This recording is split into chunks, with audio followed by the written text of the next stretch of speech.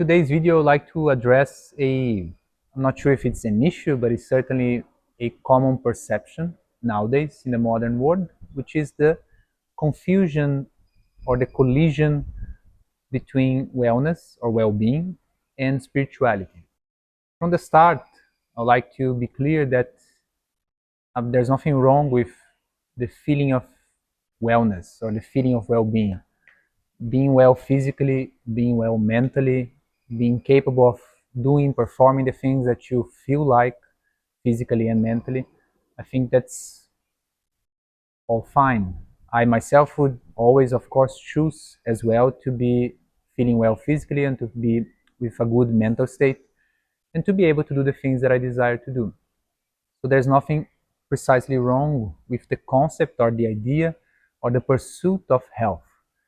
Where I take some issue with is this confusion between the world of spirituality and especially the spiritual influencers, people that talk about spirituality, people that portray themselves as spiritual, and the world of wellness, the world of health.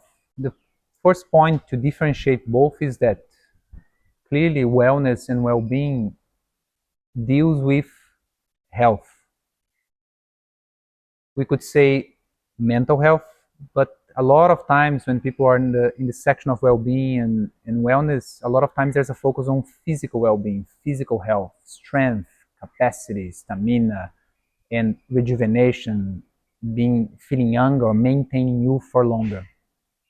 While on the side of spirituality, when you say spirituality, wanting or not, there's always some correlation with religion or religiosity.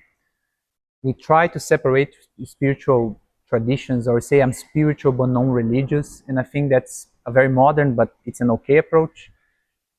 But a lot of times when you're saying I'm spiritual but non-religious, if you look into the practices that you do or the views that you hold, maybe many of them actually have their breeding ground or their origin in religious traditions.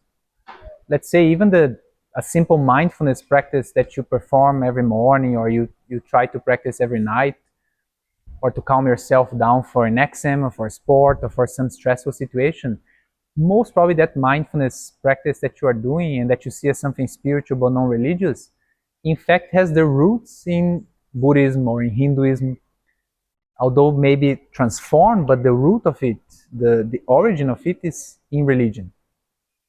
But in any case, I'll try to be as non-religious as possible in this talk, but bear that in mind that the separation between spirituality and religion is complicated, not so easy to be done. Now that being said, spirituality or religion traditionally has always been more related to metaphysics. Metaphysics is, as the name itself portrays, is what beyond the physical, beyond the body, beyond this kind of shared common sense reality that we have. Now, which metaphysic is correct? If it's the one that there is a heaven, if it's the one that there is enlightenment, if it's the one that there is a soul or there's pure consciousness, which one of those is the right one is not my role to tell you. But the point at hand here is that spirituality has always been correlated more with something beyond the body, beyond this perceived sensation of being embodied here as this personality with my personal story and so on and so forth. Spirituality has always been the move, the study, the practical approach to experience or to understand what's apart from it, either deeper inside it or away from it. We see here there's already a very strong clash where wellness and well-being is concerned with health, especially physical health, and definitely with this present body health, while spirituality and religiosity is concerned with something other than the body. For example, if you take Buddhism and Hinduism, most of those philosophies or spiritual traditions, they talk a lot about suffering as the breeding ground for spirituality. They would say that you have to suffer a lot and then you look for a way out of this suffering. That suffering can be physical suffering, so the fact that the body is always kind of getting hurt or is always struggling to be alive and to be well. That can be mental suffering, the fact that there's always disturbances coming in on our way. so preventing us from having that happiness or that peace. The classic word that they use is dukkha, which means discomfort, unsatisfaction, suffering, pain. And normally they'll say that the starting point of spirituality or the pursuit of this metaphysic of what's really going on in this existence is suffering. You see another distinction here, that well-being is always looking for more comfort, for making it better. I can make my body better, I can make my mental state better, I can make my experience of living better. While spirituality traditionally was always more related to suffering. Now that you see suffering, now that you are suffering, you are looking for a route out of it or a transformation of that experience, which is not related necessarily to gaining health, but is related to a change of view, a change of mindset. In the Yoga Sutras, there is one sutra which is very particular in this case, that on the commentary by Vyasa, he mentions that a true yogi should be or is as sensitive as a eyeball. You know, the eye is very sensitive. Even a little bit of dust or small particles, if they get in touch with the skin of the eyeball, it already irritates a lot and you can't function.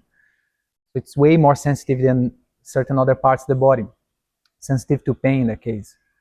So he says that the true yogi is the one that lives as if he or she is like an eyeball. It perceives as everything is capable of causing discontentment, pain, dejection, ignorance, and so on. So you should adapt yourself to this view that actually living is like being that, being always subject to discomfort, to pain. And then why he's mentioning these analogies, that from that realization you look for a way of transforming your perception of the world, your understanding of the world, to, let's say, leave it or to become enlightened, which is another subject, but basically transform your experience, your understanding, your view, so that you can now be free from that suffering. In history, even in modern history, you don't have to go to the legends and myths. In modern history, you see a few examples of this take of spirituality not as really well-being. A lot of the so-called spiritual masters or references for spirituality, be it Hinduism or Catholicism or Sufis or Buddhists, a lot of times if you look at those legends or those heroes of the spiritual traditions, they're normally much concerned with the body. Two examples that come into mind. One is Ramana Maharshi from Tiruvannamalai in India, recent from the 50s, I believe, or 60s. If you look at his body, clearly he was not doing much exercising, he was not very bothered about the body, just eat whatever is offered. And even he had a cancer, skin cancer, he actually had a surgery for removal because people insisted. He didn't really want to remove the cancer, he wanted to just leave it there. But people loved him so much, they put so much pressure, you should do it for us. So he said okay, and he did it without anesthetics. So that's reported. Another example is Ajahn Chah, the Buddhist monk from Thailand. At some point he was having trouble with his teeth. The teeth was kind of rotting or having some issues, and they wanted to remove like a cup of teeth, and said, you know what, just remove all my teeth. Since it's becoming like an issue or will become an issue in the future, just take it all out.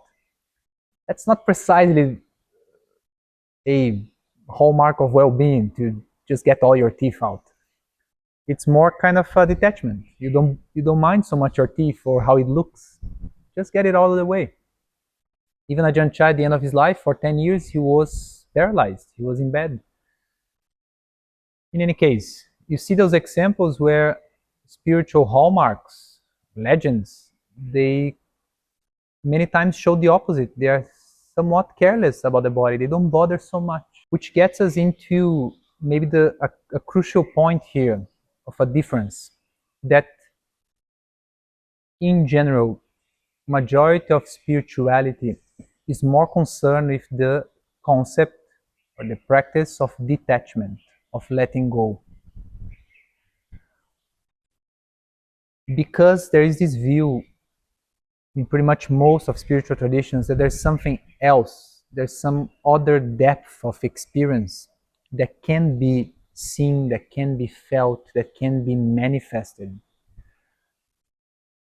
To be able to get there, you need to remove the blockages. You need to open the space. And that opening is normally related to letting go of the clutting on the mind, the preconceptions of the mind, the views of the mind, the personality attachment, and the body attachment. Classically speaking, as long as you have attachments to the body, attachments to personality, attachments to conditions of life, that depth of experience should not be available because it is blocked by that kind of, let's say, less subtle way of living. On the other hand, wellness, well-being, in general manifests more of an attachment to body experience, to this present experience, and an attachment to wellness, to feeling good. So there's some rejection of suffering, as if suffering, pain, discomfort, they're all wrong. We should move it out of the way. The meaning of life is to have a good life, to experience good feelings, to experience good thoughts. Of course, that's part of spirituality, but in general, there is an understanding that first you have to look into the suffering, you have to look into the problems, you have to look into the negative. If you can manage to look into it and see it as part of the reality, then maybe you can detach from that reaction and you can experience a goodness or a peace or certain levels of freedom which are beyond what wellness and well-being alone can allow, can permit us to experience. One last point I would like to address is a lot of times the wellness, well-being scenario relies or counts or stimulates youth. And even if you see a lot of the influencers on that side, they're normally young and beautiful. There's something there. And they push that idea that they should look for it, for rejuvenation, for maintaining youth, maintaining capacities which are classically understood as capacities related to young age. In that, there's some rejection of old age, which you see happening in society at large. There is a sense of aging as wrong. There's a sense of aging as unnatural. It's something that should be blocked, something that should be transformed, something that should be negated. Spirituality, classically speaking, sees aging as maturity. You have suffered so much that you have matured enough to learn how to deal with the suffering. So you don't want to be young again to battle suffering or to battle nature or to fight against the way things are. You want to have gone through it for so long that now you understood a way of dealing with it, a grace in suffering that naturally normally comes only with experience, with age itself.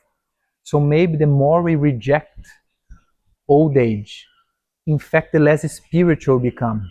And then, of course, we run towards the wellness and well-being circuit, trying to maintain youth because that's what's left on the plate for us. That's the promise for us. You can only have a good life as long as you have youth to experience it. While in spirituality, it will say once you have suffered enough, hopefully through these practices, these techniques, you have learned to see it and to experience it in such a way that it will not be a suffering anymore. And now you're in a state of grace. And that grace can be shared with others. So I hope this video helps to clarify some of these differences. Once more, be as healthy as you can, but at the same time, look at the other side. Look at the aging process, look at the getting sick process, look at the dying process, because they are also natural. Just as being young is natural, being old is also natural. And each of those stages of life or each of those experiences can give us something. And once more, spirituality is more correlated to being free. And that is beyond age. It's a mental quality. It's somewhat irrespective of the body.